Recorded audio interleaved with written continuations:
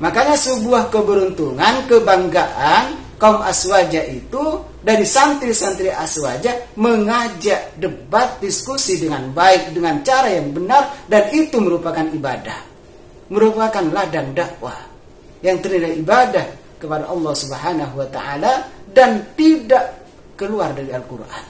Debat yang baik, mutarahah yang baik, mudzakarah yang baik itu merupakan jalur dakwah dan itu merupakan ibadah.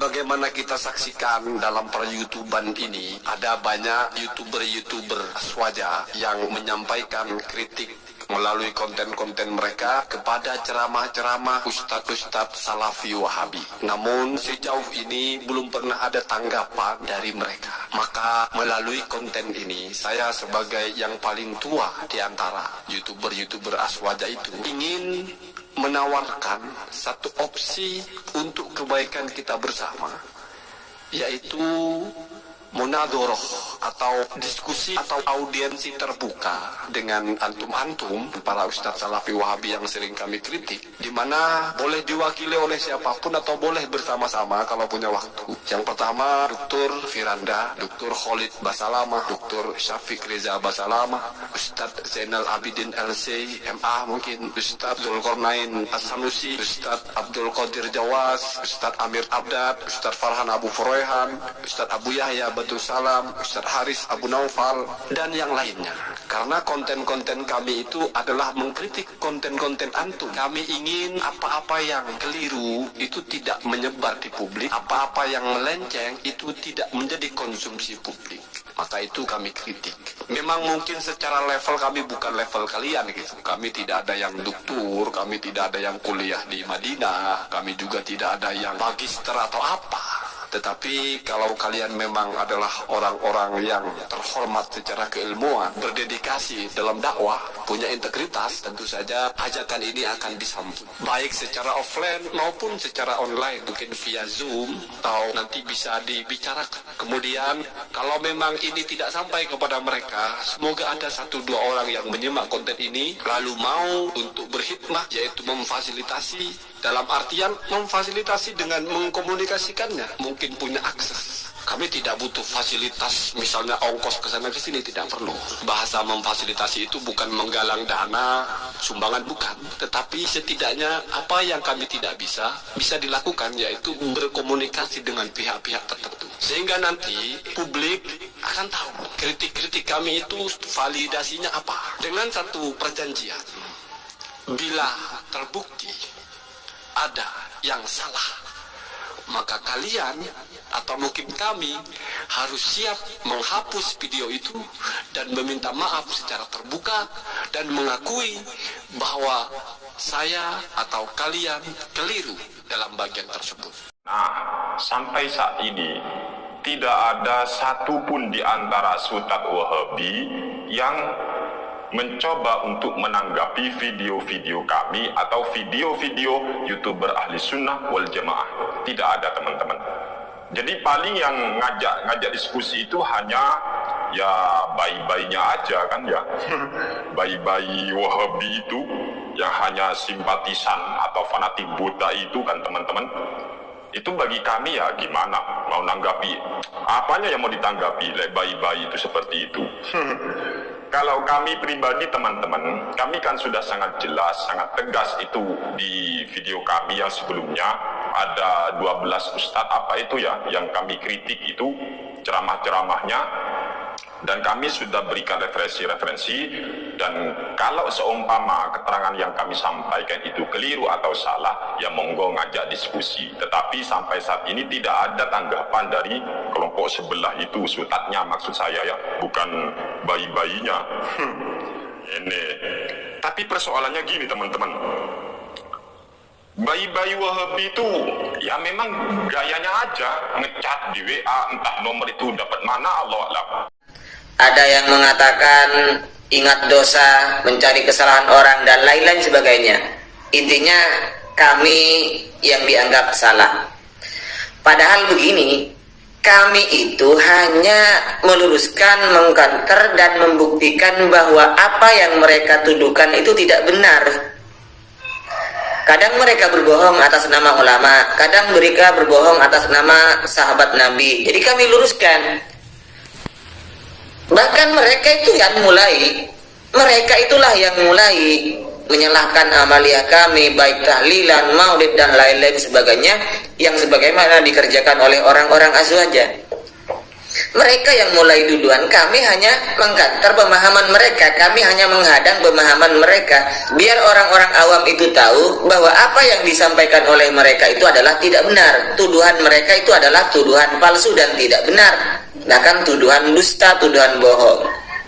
Baik, begini saja untuk para jamaah Wahabi yang kebetulan menonton channel ini atau menonton channel-channel Aswaja yang lain, tolong sampaikan kritikan ini pada ustadz-ustadz antum, para doktoriyun, para ustadz-ustadz antum yang sudah bergelar doktor, sebagaimana Dr. Firanda, Dr. Khalid Basalama, Dr. Syafiq Riza Basalama, terus Abdul Hakim Abdad, terus Yazid Jawas, siapa lagi, Badrus Salam LC, Dahul Falihin LC, Zainal Abidin LC, ya dan lain-lain sebagainya itu. Gini saja, sampaikan kepada beliau-beliau itu bahwa kami mengajak mereka itu untuk ngopi bareng, duduk bersama, atau istilahnya kita debat, diskusi bersama. Seputar apa yang kami kritikan terhadap mereka itu, sampaikan kepada mereka, kita bahas bersama. Mari kita tentukan kapan baik, melalui jumpa di darat, ngopi bareng, atau melalui Zoom, terserah sudah. Assalamualaikum warahmatullahi wabarakatuh. Bismillahirrahmanirrahim. Alhamdulillahirabbil alamin. Allahumma salli ala sayyidina Muhammad wa ala alihi wa sahbihi ajma'in, amma ba'du. Sahabat-sahabatku, semoga kita selalu mendapatkan curahan rahmat dan nikmat Allah Subhanahu wa taala dengan rasa bersyukur kepada Allah Subhanahu wa taala, merasa bangga, merasa bahagia karena ada dari pihak Aswaja, dari YouTuber Aswaja, sebutlah santri-santri Aswaja, mengajak munazarah, mengajak mutarahah atau dialog, diskusi dengan ustadz-ustadz Salafi Wahabi. Di antaranya adalah Kusaka, Kusani, Kus Ahdi Afandi, termasuk ustadz-ustadz yang lain atau santri-santri yang lain dari Aswaja. Dan juga tidak menutup kemungkinan jika ada konten saya secara pribadi, karena saya pernah juga tidak sepaham dengan Ustadz Khalid Basalama, yang mana Ustadz Khalid Basalama menganggap bahwa mengusap kepala pada waktu berwudu adalah hukumnya sunnah, dan saya mengatakan fardhu, karena apa yang disampaikan Ustadz Khalid Basalama itu tidak sesuai dengan Al-Quran. Jika itu menjadi sebuah permasalahan dan memang ternyata saya yang keliru, maka juga saya akan siap menghapus konten saya dan minta maaf kepada kaum muslimin. Tapi kalau ternyata Ustadz Khalid Basalamah yang keliru, bahkan menyimpang dari Al-Quran, maka Ustadz Khalid Basalamah harus siap menghapus kontennya dan juga minta maaf kepada semua kaum muslimin. Pasti saya juga akan ikut kalau memang berkenaan dengan konten saya. Maka ajakan seperti itu merupakan sebuah kebahagiaan, sebuah keberuntungan bagi kita sebagai umat muslim, terutama bagi ustadz-ustadz Salafi Wahabi, agar clear permasalahannya, agar sinkron apa yang jadi permasalahan. Kita semua, bahkan masing-masing di antara dari kaum Aswaja, dari santri Aswaja dan Salafi, memang punya argumentasi, sama-sama punya pemikiran. Tapi ada pemikiran yang referensinya atau berdasarkan Al-Quran dan hadis dan ijma ulama, ada pemikiran akraliun saja, hanya mengandalkan akalnya saja. Kalau seperti itu kita tidak bisa terima, dan hal itu kita tolak. Dan perdebatan semacam itu, jadi diskusi, dialog, munadharah, mudzakarah, mengingat ilmu, atau sistem mutaraha, berdialog, berdebat, itu memang sudah kebiasaan para santri. Kebiasaan kami sejak di pondok pesantren. Maka diskusi menurut saya dengan metode debat yang baik, yang benar, menurut saya adalah termasuk salah satu jalur dakwah yang dibenarkan oleh Al-Quran, yang dibenarkan oleh Allah Subhanahu wa Ta'ala. Allah Subhanahu wa Ta'ala berfirman, ud'u ila sabili rabbika bil hikmati wal mau'izatil hasanah wajadilhum billati hiya ahsan. Ud'u ila sabili rabbika, ajaklah kepada jalan Tuhanmu, artinya kepada syariat yang dibawa oleh Rasulullah sallallahu alaihi wasallam, bil hikmati, dengan hikmah, wal mau'izatil hasanati, dan dengan pelajaran yang baik. Kita diperintahkan oleh Allah Subhanahu wa Ta'ala untuk mengajak orang lain dengan secara hikmah, dengan secara baik, dengan secara memberikan pelajaran-pelajaran yang baik, memberikan contoh-contoh yang baik. Maka pada ayat selanjutnya, wajadilhum billati hiya ahsan, maka berdebatlah dengan metode yang baik, dengan cara yang baik.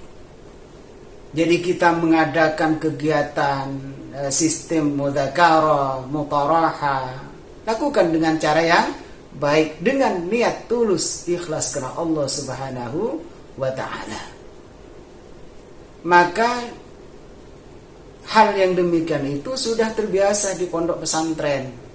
Tapi dengan cara kita tetap berpegang teguh kepada Al-Quran dan hadis, argumentasi kita, pemikiran kita tetap berdasarkan Al-Quran dan hadis. Dan juga tidak boleh menyimpang dari Al-Quran dan hadis, tidak boleh menyimpang dari ijma ulama.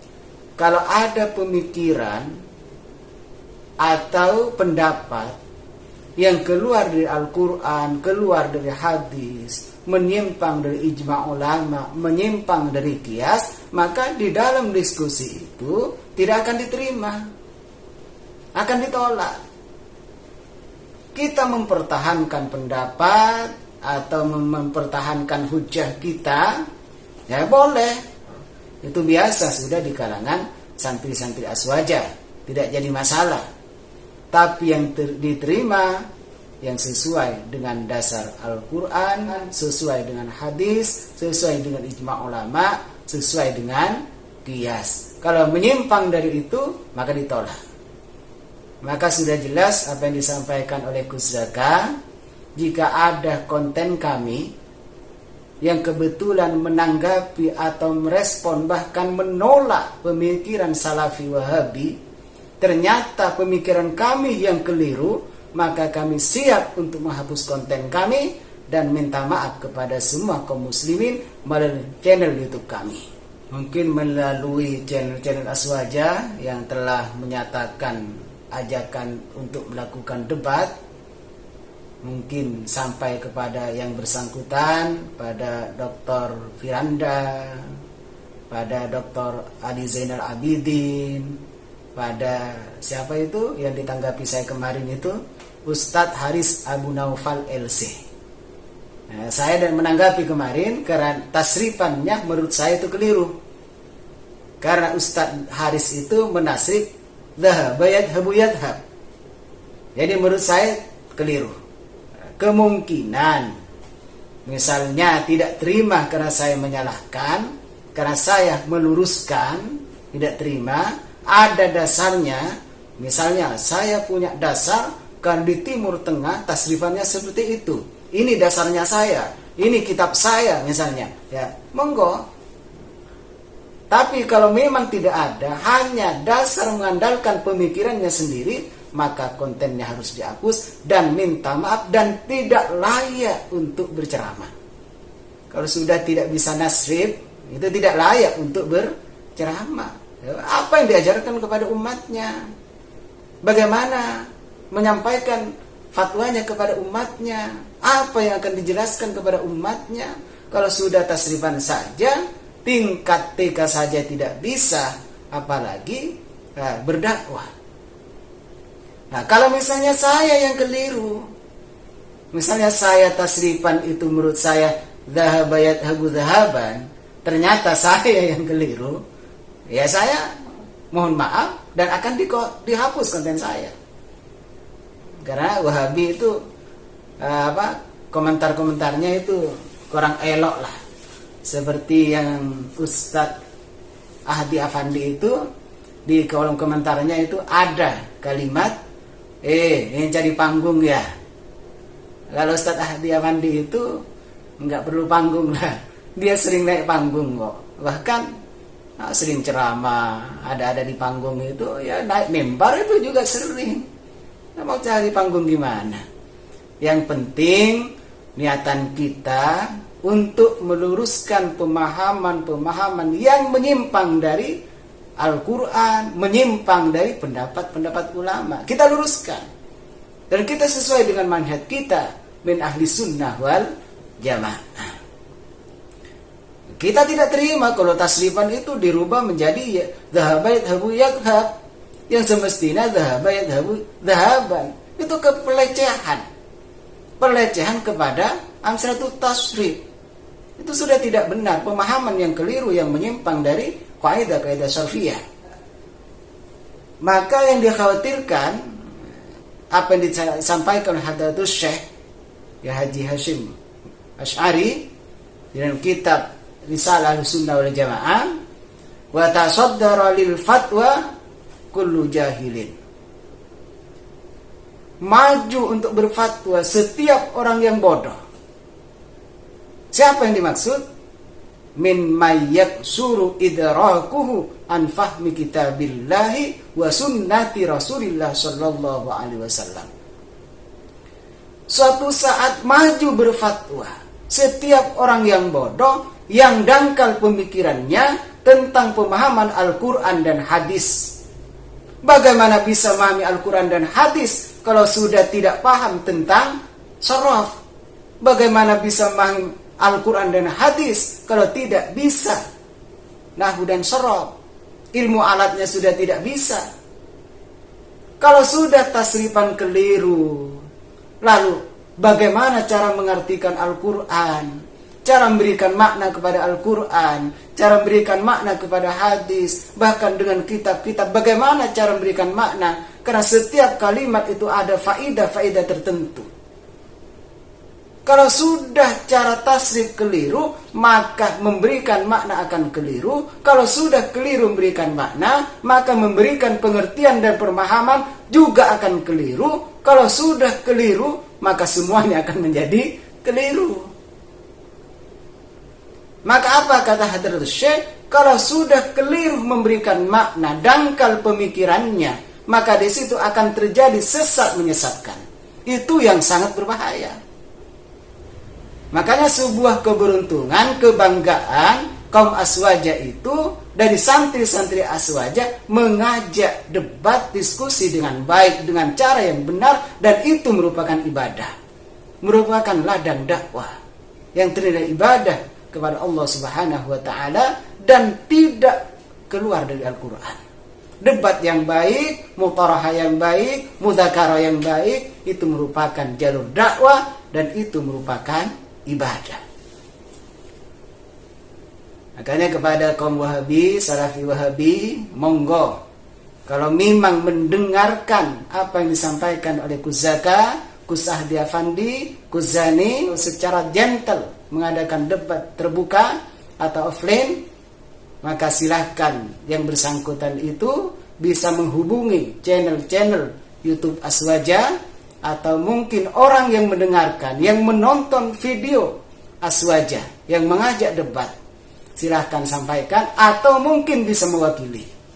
Monggo, secara terbuka, santri-santri Aswaja akan bangga menerimanya. Sahabat-sahabatku, kaum muslimin dan muslimat, mungkin ini yang saya sampaikan. Kami sangat mendukung dan bangga kalau debat itu benar-benar terrealisasi, benar-benar terlaksana. Mungkin ini yang dapat saya sampaikan. Terima kasih atas perhatiannya. Wassalamualaikum warahmatullahi wabarakatuh.